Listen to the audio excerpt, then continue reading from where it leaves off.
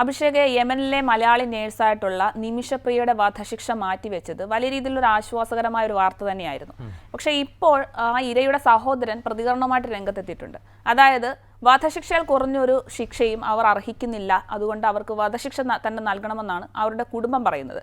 അപ്പം എന്തായിരിക്കും നിമിഷപ്രിയയുടെ വിധി? കഴിഞ്ഞ ദിവസമാണ് നിമിഷപ്രിയയുടെ വധശിക്ഷ നടപ്പാക്കാൻ യമൻ ഭരണകൂടം തീരുമാനിച്ചിരുന്നത്. എന്നാൽ ആ ഒരു അവസാന സമയത്ത് 24 മണിക്കൂറിനിടെ നടന്ന ചില അസാധാരണ ഇടപെടലുകളാണ് നിമിഷപ്രിയയെ താൽക്കാലികമായിട്ടെങ്കിലും ആ വധശിക്ഷ ഒഴിവാക്കിയത്. എന്നാൽ ആ കുടുംബം ഇപ്പോഴും പറയുന്നത് അവർക്ക് ഇക്കാര്യത്തിൽ ഒരു വിട്ടുവീഴ്ചയില്ല. തൻ്റെ സഹോദരൻ്റെ കൊലയാളിക്ക് മരണശിക്ഷ തന്നെ കൊടുക്കണമെന്ന ഒരു ഉറച്ച നിലപാടാണ് ഈ കൊല്ലപ്പെട്ട യമനി പൗരൻ്റെ സഹോദരൻ അബ്ദുൾ ഫത്താ മെഹദി ഈ കഴിഞ്ഞ ദിവസങ്ങളിലൊക്കെ അദ്ദേഹത്തിൻ്റെ ഫേസ്ബുക്ക് പോസ്റ്റിൽ കുറിച്ചുകൊണ്ടിരിക്കുന്നത്. ഇതിൽ മറ്റൊരു എടുത്തു പറയേണ്ട കാര്യമെന്ന് പറയുന്നത്, ഇതിൽ നയതന്ത്ര തലത്തിലൊരു ഇടപെടൽ അസാധ്യമായ ഒരു രാഷ്ട്രമാണ് യമൻ. പ്രത്യേകിച്ച് ഹൂത്തികളുടെ നിയന്ത്രണത്തിലുള്ള ഒരു രാജ്യമാണ്. മതകോടതികളാണ് അവിടെ കാര്യങ്ങൾ തീരുമാനിക്കുന്നത്. ജനാധിപത്യപരമായ പല കാര്യങ്ങളിലും അവിടെ പിന്നോക്കം നിൽക്കുന്ന ഒരു രാഷ്ട്രമാണ്.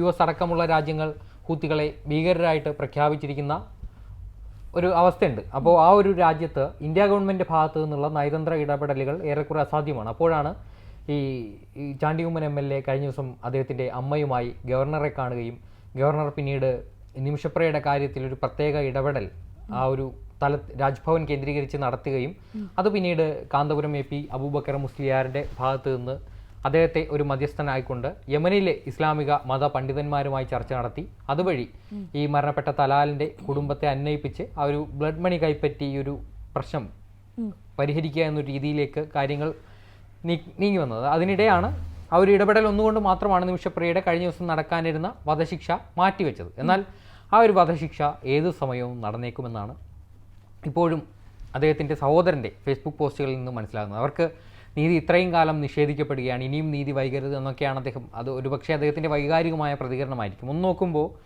അത് ആ വൈകാരികമായ പ്രതികരണങ്ങളിൽ കാര്യമുണ്ട്. കാരണം നമ്മുടെ നാട്ടിൽ പല വിധത്തിലുള്ള കൊലപാതകങ്ങൾ ചെയ്ത ആളുകളുണ്ട്. ഇപ്പോൾ ഗ്രീഷ്മ, അതുപോലെ തന്നെ ഷെറിൻ കാർണർ വധക്കേസിലൊക്കെയുള്ള. അപ്പോൾ ഇവരൊക്കെ ഒരുപക്ഷെ ഇപ്പോൾ ഗ്രീഷ്മ തമിഴ്നാട്ടുകാരിയാണ്. ഗ്രീഷ്മയെ കേരളത്തിൽ ഈ ഷാരൂൺ വധക്കേസിൽ വധശിക്ഷയ്ക്ക് വിധിക്കുന്നു. തമിഴ്നാട്ടുകാർ കേരളത്തിലേക്ക് വന്ന് പറയുകയാണ് ഇവരെ രക്ഷിക്കാൻ, ഇവരെ വധശിക്ഷയിൽ നിന്ന് ഒഴിവാക്കാൻ ഞങ്ങൾ ഇത്ര പണം ഷാരൂണിൻ്റെ കുടുംബത്തിന് കൊടുക്കണം. ഈ ഗ്രീഷ്മയ്ക്ക് ഒരിടയ്ക്ക് ഒരു ജാമ്യം കിട്ടിയപ്പോൾ കണ്ടതാണ് എത്രമാത്രം മലയാളികൾ ആ ഒരു സ്ത്രീയെ ആക്രമിക്കാൻ വെമ്പുന്നുവെന്ന്. അപ്പോൾ അത്തരത്തിലൊരു ഗൗരവകരമായ ക്രൈം തന്നെയാണ് നിമിഷപ്രിയ യമനിൽ ചെയ്തിരിക്കുന്നത്. അത് ഇത്തരത്തിൽ മതപരമായ കാര്യങ്ങളൊക്കെ നിലനിൽക്കുന്ന ഒരു ജനാധിപത്യ സംവിധാനമൊക്കെ താറുമാറായ ഒരു രാഷ്ട്രത്ത് ഈ ഭരണകൂടം ഇവർക്ക് മേൽ ചുമത്തിയിരിക്കുന്ന കാര്യങ്ങൾ എത്രമാത്രം സത്യമാണെന്ന് നമുക്കറിയില്ല. കാരണം ഇപ്പോൾ അവർ പറയുന്ന കാര്യങ്ങൾ വിശ്വസിക്കുക മാത്രമേ തരമുള്ളൂ. ഇത് അതിഗൗരവകരമായ ഒരു കുറ്റകൃത്യമാണ്. യമനി പൗരനെ തന്നെ കൊലപ്പെടുത്തുന്നത്. 2009 ഈ പാലക്കാട് കൊല്ലങ്കോട് സ്വദേശിനിയായ ഈ സ്ത്രീ യമനിലേക്ക് നേഴ്സിംഗ് ജോലിക്കായിട്ട് പോകുന്നു, നിമിഷപ്രിയ. അങ്ങനെ യമനിലേക്ക് നേഴ്സിംഗ് ജോലിക്കായി പോകുന്നു. പിന്നീട് 2012 തിരികെ വരുന്നിട്ടാണ് ഇവർ സമീപത്ത് കൊല്ലങ്കോട് തന്നെ ഒരു എസ്റ്റേറ്റിലെ മാനേജറായിരുന്ന, കാര്യസ്ഥനായിരുന്ന ടോമി എന്ന തൊടുപുഴ സ്വദേശിയെ കല്യാണം കഴിച്ച് ഇരുവരും ഒരുമിച്ചാണ് യമനിലേക്ക് മടങ്ങുന്നത്. അങ്ങനെ യമനിലേക്ക് പോകുന്ന ഇരുവരും ഒരു കുടുംബജീവിതം അവിടെ തുടങ്ങുന്നു. അവിടെ വെച്ച് ഇവർക്കൊരു പെൺകുട്ടി ജനിക്കുന്നുണ്ട്. ഇതിനിടെയാണ് ഈ നിമിഷപ്രിയ യമനിലെ ഒരു ക്ലിനിക്കിലാണ് ഇവർ ജോലി ചെയ്തിരുന്നത്. ഭർത്താവ് ഒരു സ്വകാര്യ സ്ഥാപനത്തിൽ ജോലി ചെയ്തിരുന്നു. അങ്ങനെ ആ ഇടക്കാണ് ഈ തലാലിനെ ഇവർ പരിചയപ്പെടുന്നത്. തലാലിനെ പരിചയപ്പെട്ടതിന് ശേഷം ഈ യമനിൽ അല്ല, ഈ അറബ് രാഷ്ട്രങ്ങളിൽ എന്തെങ്കിലും ബിസിനസ് ഇന്ത്യക്കാർക്കല്ലെങ്കിൽ ഏത് വിദേശിക്കാണെങ്കിലും തുടങ്ങണമെങ്കിൽ അവിടുത്തെ ഒരു പൗരൻ അതിൻ്റെ ഉത്തരവാദിത്വം ഏറ്റെടുക്കണം. അങ്ങനെയാണ് തലാലിൻ്റെ ഉത്തരവാദിത്വത്തിൽ യമനിലൊരു ക്ലിനിക്ക് തുടങ്ങാൻ ഈ നിമിഷപ്രിയ പദ്ധതി ഇടുന്നത്. അതുപ്രകാരം അതിനുള്ള കാര്യങ്ങൾ മുന്നോട്ട് നീക്കുന്നു. അതിനിടെ നാട്ടിലേക്ക് വരുന്നു. നാട്ടിൽ നിന്ന് പരമാവധി സ്വത്ത് വിറ്റ് ഇങ്ങനൊരു ക്ലിനിക്ക് തുടങ്ങാനായിട്ട് ഇയാളെ ഏൽപ്പിക്കാം എന്നായിരുന്നു ഉദ്ദേശം. അങ്ങനെ 2014 നിമിഷപ്രിയയും ഭർത്താവും ഈ കുഞ്ഞും നാട്ടിലേക്ക് വരുന്നു. ഇവർക്കൊപ്പം തലാലും ഉണ്ടായിരുന്നു. അങ്ങനെ നിമിഷപ്രിയയുടെ കൊല്ലങ്കോടിലെ വീട്ടിലടക്കം ഇവർ താമസിക്കുകയും പിന്നീട് നാട്ടിലേക്ക് മടങ്ങിപ്പോകുന്നത് തലാലും ഈ നിമിഷപ്രിയയും മാത്രമാണ്. അങ്ങനെ യമനിലേക്ക് പോകുന്നു. അവിടെ ക്ലിനിക്ക് തുടങ്ങുന്നു.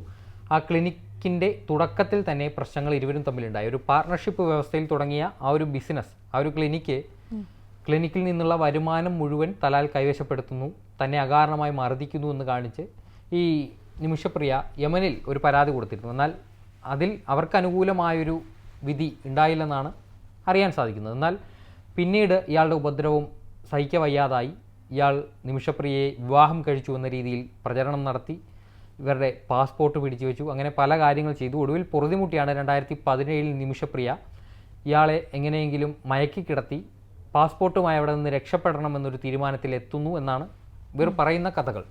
അങ്ങനെ ഈ ക്ലിനിക്കിൽ ജോലി ചെയ്തിരുന്ന യമനി സ്വദേശിനിയായ ഒരു ഹനാൻ എന്ന സ്ത്രീ ഇവരോട് ശുപാർശ ചെയ്യുകയാണ് ഇവർ ഈ തലാലിനെ മയക്കുമരുന്ന് കുത്തിവെച്ച് ബോധം കെടുത്തിയതിന് ശേഷം കടന്നു കളയാൻ എന്നുള്ളൊരു തീരുമാനത്തിലേക്ക്. എന്നാൽ ഈ മയക്കുമരുന്ന് കുത്തിവെച്ചപ്പോൾ തന്നെ ഇയാൾ മരണപ്പെട്ടു. അങ്ങനെ മരണപ്പെട്ട ഇയാളെ എന്ത് ചെയ്യണമെന്ന് യമനി യുവതി പറയുകയാണ്, ഇവരെ താമസ സ്ഥലത്തെ വാട്ടർ ടാങ്കിൽ പല കഷ്ണങ്ങളായി നുറുക്കി ഉപേക്ഷിക്കാം. അങ്ങനെയൊന്നും ഒരു തരത്തിലും ചെയ്താത്തൊരു കുറ്റകൃത്യമാണ്. അങ്ങനെ എന്തെങ്കിലും സംഭവിച്ചിട്ടുണ്ടെങ്കിലും ആ മൃതദേഹം അവിടെ കിടത്തിപ്പോയാലും ഇവർക്ക് എന്തായാലും മരണശിക്ഷയല്ലാതെ ആ ഒരു രാജ്യത്ത് നിന്ന് പ്രതീക്ഷിക്കേണ്ടതില്ല. അപ്പോൾ അവർ അത്തരത്തിലൊരു ഗുരുതരമായി ഒരു മൃതദേഹം 110 കഷ്ണങ്ങളൊക്കെ ആക്കണമെങ്കിൽ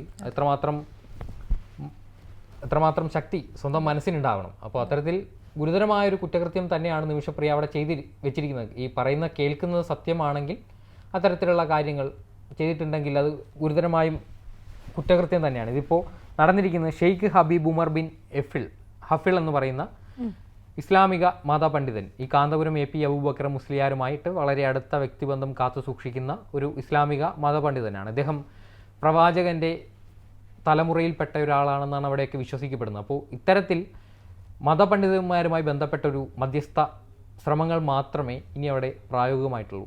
ഈ ഇസ്ലാമിക മതപണ്ഡിതൻ്റെ കടുത്ത ആരാധകരാണ് ഈ തലാലിൻ്റെ കുടുംബം. അപ്പോൾ അവർ വഴിയാണ് ഈ ഒരു മധ്യസ്ഥ ശ്രമങ്ങൾ നടക്കുന്നത്. എന്നാലും ഉറപ്പായിട്ടും പറയാൻ സാധിക്കുന്നത് ഈ നിമിഷപ്രിയയുടെ കാര്യത്തിൽ തലാലിൻ്റെ കുടുംബം യാതൊരു വിട്ടുവീഴ്ചയ്ക്കും തയ്യാറല്ല. ഈ അബ്ദുൽ ഫത്താ മെഹദി എന്ന തലാലിൻ്റെ സഹോദരൻ കഴിഞ്ഞ ഈ ഒരു കേസിൻ്റെ പല നാൾ വഴികളും അദ്ദേഹം തൻ്റെ ഫേസ്ബുക്ക് പോസ്റ്റിൽ കുറിക്കാറുണ്ട്. പലപ്പോഴായിട്ട് നാൾ വഴികളും അദ്ദേഹത്തിൻ്റെ ഈ ഒരു വിധിയിൽ താമസം നേരിട്ടപ്പോൾ ഉണ്ടാകുന്ന അദ്ദേഹത്തിൻ്റെ പ്രതികരണമൊക്കെ വരുന്നുണ്ട്. അപ്പോൾ അതിൻ്റെ താഴെ നമ്മുടെ മലയാളികൾ നിരന്തരം പോയി ചെയ്യുന്ന കമൻറ്റുകൾ ഒരുപക്ഷെ നിമിഷപ്രിയയ്ക്ക് തന്നെ വിനയാവുന്നത് ഇപ്പോൾ അത്തരത്തിലുള്ള മലയാളികളുടെ കമൻറ്റുകളാണ്. ഇപ്പോൾ അബ്ദുൾ റഹീം എന്ന കോഴിക്കോട് സ്വദേശി ഇത്തരത്തിൽ അറബ് രാജ്യത്ത് വധശിക്ഷയ്ക്ക് വിധിക്കപ്പെട്ട് കിടക്കുമ്പോൾ മലയാളികളാണ് അതിന് വേണ്ടി വന്ന ഭാരിച്ചൊരു തുക പിരിച്ച് കൊടുത്തത്. അപ്പോൾ അത്തരത്തിൽ തന്നെ ഇടപെടൽ നിമിഷപ്രിയയുടെ കാര്യത്തിലും നടത്താൻ തയ്യാറാണെന്നുള്ള രീതിയിലാണ് സോഷ്യൽ മീഡിയയിൽ വരുന്ന അഭിപ്രായ പ്രകടനങ്ങൾ. എന്നാൽ അവിടെ അബ്ദുൾ റഹീമിൻ്റെ കാര്യത്തിൽ ആ കുടുംബം ബ്ലഡ് മണി സ്വീകരിക്കാൻ സന്നദ്ധമായിരുന്നു. എന്നാൽ തലാലിൻ്റെ കുടുംബം അത്യാവശ്യം സാമ്പത്തിക സ്ഥിതിയുള്ള ഒരു കുടുംബമാണ്. അവർ ഈ ബ്ലഡ് മണി തീർച്ചയായും ആഗ്രഹിക്കുന്നില്ല. പകരം തൻ്റെ മകൻ്റെ അല്ലെങ്കിൽ സഹോദരൻ്റെ കൊലയാളിക്ക് മരണശിക്ഷ കൊടുക്കുക എന്ന ഉറച്ച തീരുമാനത്തിൽ തന്നെയാണ് ആ കുടുംബം മുന്നോട്ട് പോകുന്നത്. അപ്പോൾ ഈ തലാലിൻ്റെ സഹോദരൻ മെഹദിയുടെ ഫേസ്ബുക്ക് പോസ്റ്റിന് താഴെ വരുന്ന കമൻറ്റുകൾ, നിൻ്റെ സഹോദരൻ്റെ രക്തം വിറ്റ പൈസ നീ സ്വീകരിക്കുമോ? അതുകൂടാതെ ഇതിൽ എത്ര ഇടപെടൽ ഉണ്ടായെങ്കിലും നിൻ്റെ കുടുംബത്തിലെ ഒരു അംഗത്തിനെ ഇല്ലാതാക്കിയ ഒരുത്തിക്ക് മരണശിക്ഷ തന്നെ കൊടുക്കണം എന്നുള്ള രീതിയിൽ ഇത് മലയാളികളാണ് കമൻറ്റ് ചെയ്യുന്നത്. ഇവർ പോയിട്ട് ഗൂഗിൾ ട്രാൻസ്ലേറ്റർ ഇട്ടിട്ട് ഈ അറബിക് ലാംഗ്വേജിലേക്ക് ഇത് കൺവേർട്ട് ചെയ്തിട്ടാണ് ഈ കമൻറ്റ് ചെയ്യുന്നത്. ഇത് ആളുടെ ഏകദേശം 6000 ഫോളോവേഴ്സ് ഉള്ള അയാളുടെ നമ്മുടെ സാധാരണക്കാരായ ഒരു മനുഷ്യൻ്റെ പോസ്റ്റിന് താഴെ വരുന്ന കമൻറ്റുകൾ, അത് ഒരു കുടുംബത്തിലൊരു അംഗത്തെ നഷ്ടപ്പെട്ടിരിക്കുന്ന വേദനയിൽ ഒരു വിധി പ്രതീക്ഷിച്ചിരിക്കുന്ന ഒരാളെ എങ്ങനെയായിരിക്കും വൈകാരികമായിട്ട് ബാധിക്കുക എന്ന് ചിന്തിച്ച് നോക്കുക. അപ്പോൾ ആ ഒരു പ്രതികരണങ്ങൾ സോഷ്യൽ മീഡിയയിലാണെങ്കിൽ പോലും മലയാളികൾ നടത്തുന്ന ഇത്തരത്തിലുള്ള പ്രതികരണങ്ങൾ തീർച്ചയായും ആ കുടുംബത്തിൻ്റെ തീർച്ചയായും ബാധിക്കും.